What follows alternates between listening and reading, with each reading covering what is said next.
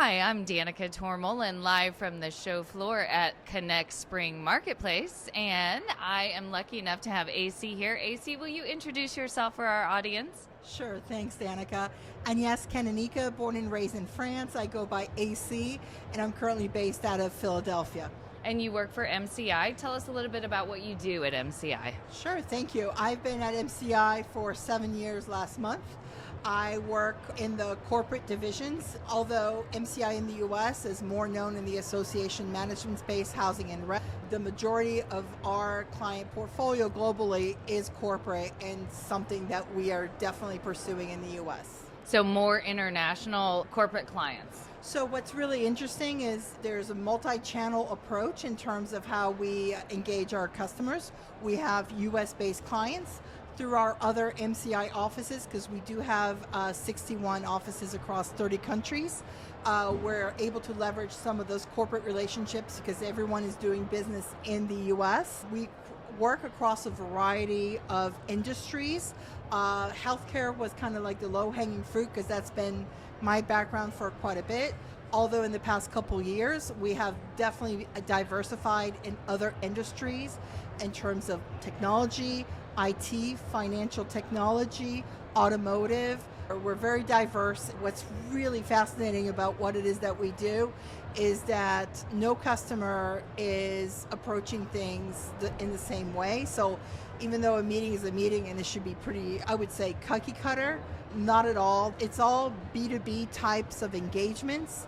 But that being said, their objectives and the way that they engage their audiences are very different depending on the type of industries that it is. So from one day to the next, we don't know what's going to drop in our lap. Which is actually really interesting. You get a bird's eye view of so many events, it sounds like, producing ones in different industries. They probably want to do all different things in terms of healthcare versus automotive versus tech. Absolutely. We also work with some association clients that run like corporations. For instance, 5G AA is an association out of Germany, and it's the 5G automated driving cars with technologies that communicate with pedestrians and bicycles, and we get to do ride and drive on a closed circuit. We work with consulting customers, and we do both internal meetings that have very different objectives than their B2B types of meetings. So I would say that it really pushes you outside of your comfort zone, constantly staying on your toes, which actually it's making us even stronger because we used to come in with dedicated types of teams that had a very specific industry knowledge, but we have found that actually, obviously from a talent retention perspective, there's been a lot of challenges in the U.S., especially on the agency side, in terms of finding and motivating the right talents. And we have found that our talents do want to do pharma, but they also want to mix it up with other industries because they want to grow and they want to learn. So it's just been a tremendous gift to work across a multitude of industries with a multitude of different types of events. Great. So think back to like your last event that you produced for a corporate client. Tell us a little bit about that. What was trending there? What were some of the unique things that you did in 2024? Sure. So the very last one we did was actually last week in Scottsdale, Arizona for a consulting customer. And it was an internal client meeting. It was a retreat.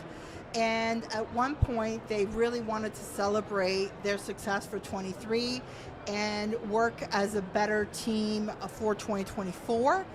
And because it's an Olympic year in 2024 and it's going to be in Paris, they chose to do an Olympics type team building event.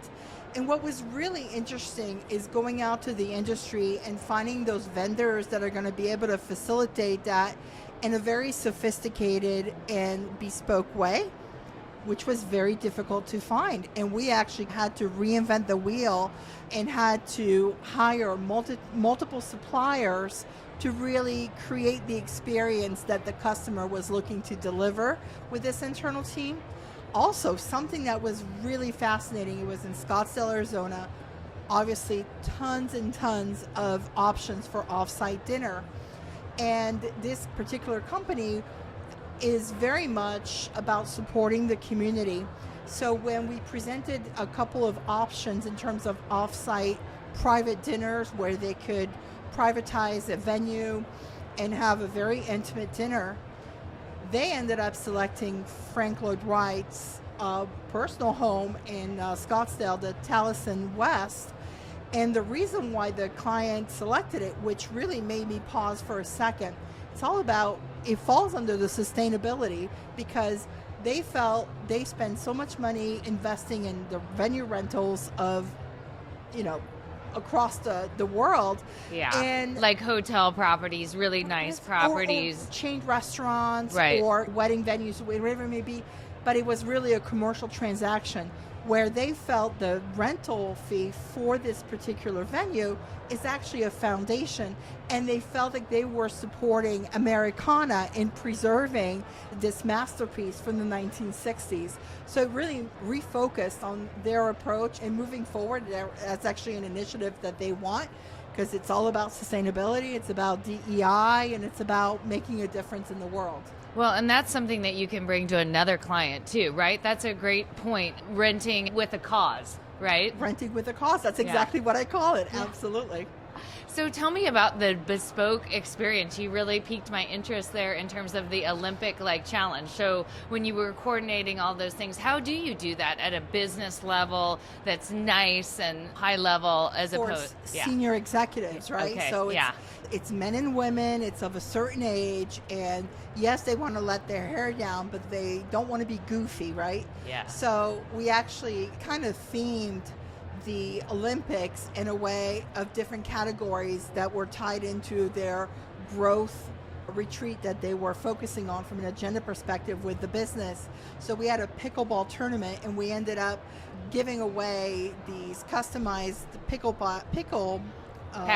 Thank you very much. Yeah. With their last initials. So that was a really great giveaway that they could take home. Love it. We also talked about the innovators and the forward thinkers in terms of integrating an activity that's not an Olympic sport but should be, which is the French version of bocce ball called pétanque. That's very prominent in the south of France. Yeah. Most of them had never played that, and oh my God, within one round, it got so cutthroat competitive. Like, they were shouting, "Where's the ref? And where's the measuring tapes to find out who's closest?" It was fantastic.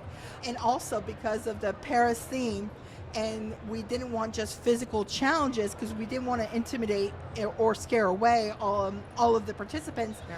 We did a 3D puzzle of the Eiffel Tower that they had to build within 30 minutes, and then had all of these costume props, because they had to present how they did it, how they worked together, what was the strategy. So it was like, because you have to have a business element to it, right? Absolutely. Yeah. So it was just a whole lot of fun for these folks that have just seen and done everything. We really got to provide them a whole different experience.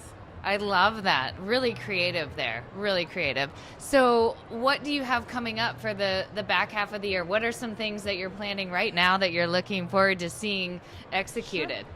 So for a software company, we're actually doing the B2B event, but it's their proprietary event where they want to showcase their software tool for a specific industry.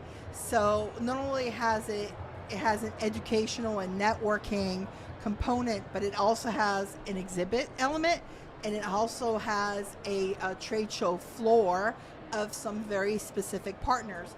And we're just seeing really companies reinventing themselves in terms of how can they showcase themselves, because quite honestly, it's a multi-generational workforce that we are currently in. Right, they're saying four or generations, five, yes. right? Boomers, we got X, we've got Z, and then millennials, and right? Millennials, that's exactly it. And so they all learn and retain in different ways. One of the terms that I've recently learned was microdosing. I had to look that term up, and it's not applied in the right area. However, it can definitely be applied in terms of content, microdosing content, because you're competing with social media. People are multitasking all the time. Like, for instance, an element that we have seen for 2024, no one really wants to do a 1-hour keynote speech anymore because they just lose a majority of their audience. So we're seeing more, although we know TED Talks have been around forever, right, that 20-minute slot is really the key. The sweet spot of really delivering. And one of the added trends that we're seeing is also professionally coaching speakers to really deliver key bullets on whatever topics to ensure that the retention is there and it's done in a microdosed way. So again, addressing the learning needs and retaining the attention that is needed in the general session. That is fascinating, and I am definitely hearing more of that. What about experiential and really engaging and experiencing to create memories, to create retention of it? So tell us about that. Absolutely. So one of the elements that we're also seeing is there's nothing worse than walking into a general session where the lights are dimmed. It's just one stage. Yes, they're doing beautiful work with LED screens, but that's the beauty with LED, is that you no longer have to compete with in-house lighting. You can actually use both. And it's 1 hour of retention that they have to have a captive audience, right? We are seeing such a change in that. First, we're getting rid of banquet chairs and we're bringing in furniture rental. And we're not only just doing soft seating, but we're also doing standing desks and we're doing higher tables with stools. Again, the cross-generational is really key in terms of meeting everyone's expectation on how they best engage and retain information. A meeting app is absolutely key with a Q&A function because placing microphones, people often get intimidated, and you're also dealing with introverts and extroverts, and then you have that in between. And not everyone is really comfortable with their microphone in their face, but they still want to have a voice, right? So having a monitored Q&A for these things that people can just put it in the chat and the question gets addressed is hugely important. Notification too is key for some of the newer generations that are entering the workforce. They like that. Absolutely. They were born with a device in their hands. Yeah. I'm a Gen Xer. Me too. Gen Z. X. Anyway, X. I'm an X. And we were not born with that, but it is such a natural thing, and we have to play into that to ensure that we're capturing everyone's attention.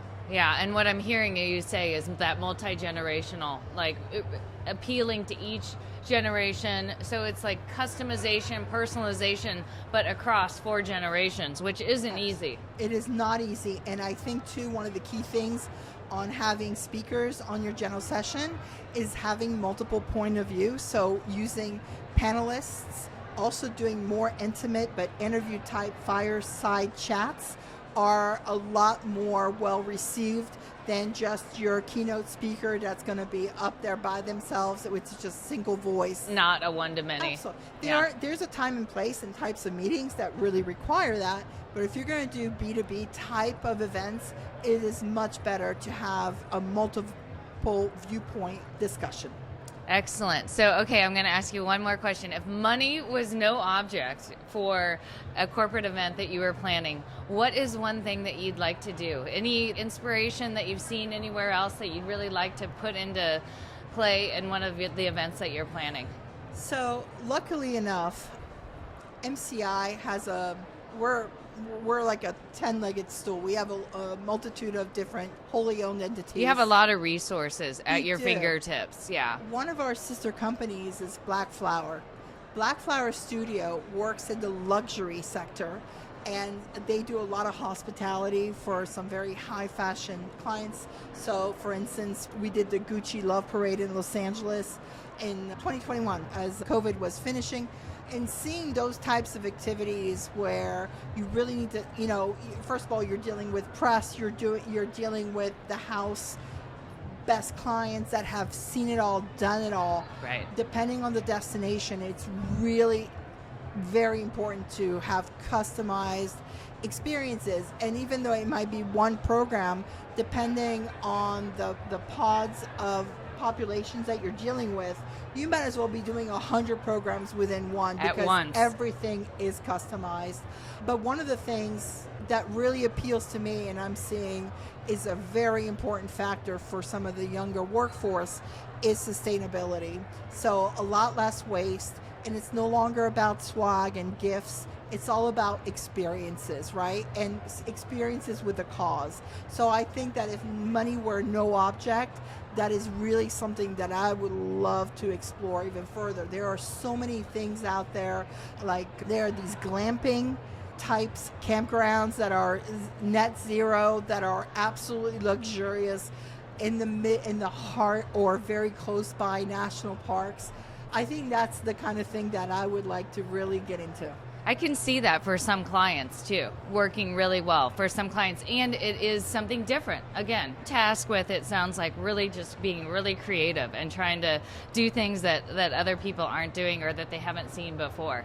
So. Absolutely. Like we did an incentive a couple of years ago in that theme, and I think one of the most well-received activities was going to forage with a naturalist for your dinner. So you went out into the field, you went and picked your ingredients and brought them back to base camp, and dinner was made out of it. I want to go to that. When speaking of food and beverage, that's a huge topic. I will tell you that the millennials, it's all about being healthy, very health conscious. So actually we're seeing an uptick even in non-alcoholic beer. Well, that really transfers into food and beverage trends that we're seeing at meetings, where there's a lot less alcohol consumption. There's also a lot less meat consumption. They're looking for vegetarian and vegan options. Also with dietary restrictions and allergens, really important to bring all of these factors in. So food and beverage has taken a whole new world, and I think that's where you can kind of bring AI into the game and actually leverage AI to come up with these types of menus that would really provide a choice based on your population's need. That's a great idea, using AI to come up with interesting menus, because that's the challenge, right? They still want it to have a lot of flavor, to be really a pretty plate and all of that. I just read an article over the weekend in Wall Street Journal about doing wine country without doing wine. So it definitely is a trend that I'm seeing as well. Absolutely. Great. Thank you so much, AC, for spending a few minutes with us today. I could talk to you all afternoon. I'm sure I could. So thank you so much. Thank you, Danica. Yeah. I appreciate it.